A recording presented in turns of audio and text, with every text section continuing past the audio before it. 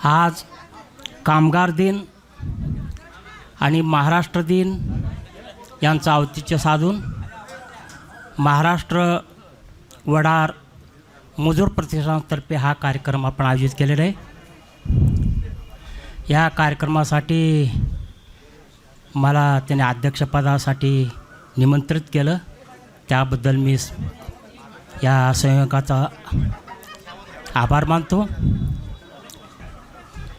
खरं तर हा कष्टकरी समाजाचा सन्मान आहे आणि कष्टकरी समाजात आणि वडार समाजातून जे वेगवेगळे क्षेत्रामध्ये काम करणारे कार्यकर्ते त्यांचाही सन्मान केला, त्यांनी सन्मान स्वीकारला, पण त्यांची आता जबाबदारीसुद्धा वाढलेली आहे समाजामध्ये।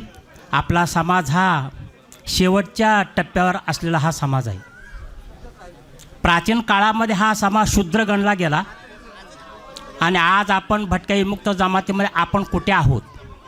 राजकारणामध्ये आपण फार 100 वर्ष मागे आहोत। भरत युटकर साहेबांनी चांगलं विश्लेषण केलं।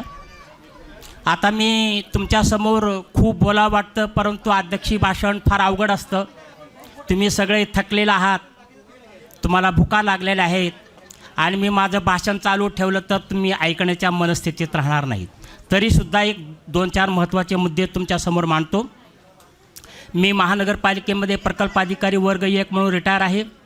रिटायर झाल्यानंतर साहित्य क्षेत्रामध्ये प्रवेश केला आणि ज्या समाजामध्ये शिक्षणाचा वारसा नाही त्या समाजामध्ये साहित्य निर्माण करणे तसं अवघड काम होतं, परंतु अवघड कामाला कठोर मेहनत घेऊन मी एकूण 10 पुस्तकं प्रकाशित केलेली आहेत।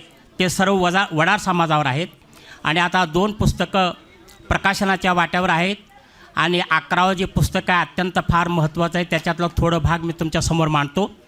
गुन्हेगार कायदा व सामाजिक दुष्परिणाम। आपण प्राचीन काळामध्ये शूद्र गणलेल्या लोकांचा इतिहास फार अवघड आहे। डॉक्टर बाबासाहेब आंबेडकरांनी शूद्रपूर्वी कोण होते हा ग्रंथ लिहिला आणि या देशातील या शूद्र लोकांचा इतिहास समजला आणि डॉक्टर बाबासाहेब आंबेडकरांनी आपल्याला संविधान दिलं। संविधानामध्ये या देशातील प्रत्येक नागरिक हा केंद्रस्थानी मानून त्यांनी संविधान दिलं, परंतु विमुक्त भटक्या जातीला न्याय मिळतो का हा प्रश्न आहे। मोदी सरकारने 2 ऑक्टोबर 2017ला रोहिणी आयोग स्थापन केलं। त्या रोहिणी आयोगामध्ये सुद्धा स्पष्ट म्हटलेलं आहे। आता मी डिटेल बोलत नाही, संयोजकाचा म्हणणं तुम्ही थोडक्यात आवरा म्हणून मी थोडक्यात बोलतो 1-2-4 मिनटामध्ये, कारण विषय फार मोठा आहे। आपण केंद्र सरकारमध्ये ओबीसी म्हणून गणले गेलो आहोत, त्याला 340 कलमाचं प्रोटेक्शन आहे, परंतु ओबीसीमध्ये आपल्याला स्थान आहे काय हे रोहिणी आयोगाने स्पष्ट केलेलं आहे।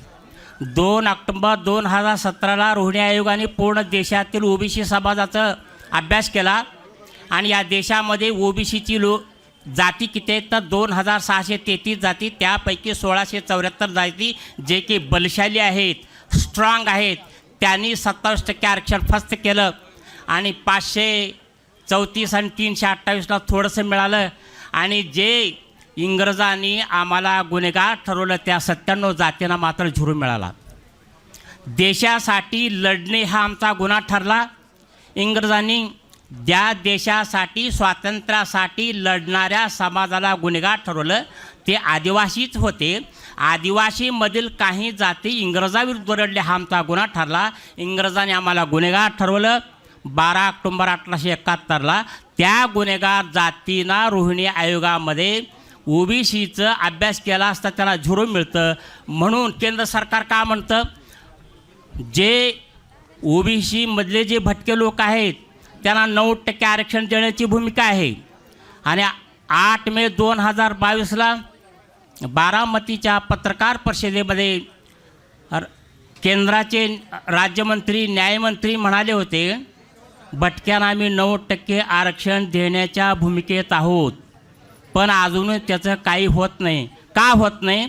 आपण विखुरलेले आहोत, आपली ताकद कमी आहे, आपल्याला गृहीत धरलं जातं, म्हणून आपलं कामं होत नाहीत। जो बाबासाहेबांनी काय केलं सर्वात महत्त्वाचं, शूद्र ठरलेल्या जातींना 41,342चं संरक्षण दिलं, एस सीला 341 आणि एस टीला 342चं संरक्षण दिलं आणि 340ला त्याचा फार मोठा इतिहास आहे. आपण 340मध्ये केंद्रामध्ये आहोत, परंतु केंद्रामध्ये आपल्याला 0 लाभ मिळतो. त्यासाठी आपण सर्वांनी एकत्रित आलं पाहिजे.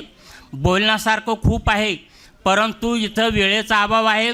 अध्यक्षी भाषण सगळ्यात लास्टला असतं आणि डिटेल बोलता येत नाही, म्हणून इथं थांबतो. कामगार दिनाच्या निमित्ताने तुम्हाला शुभेच्छा देतो आणि थांबतो. धन्यवाद. जय वडार.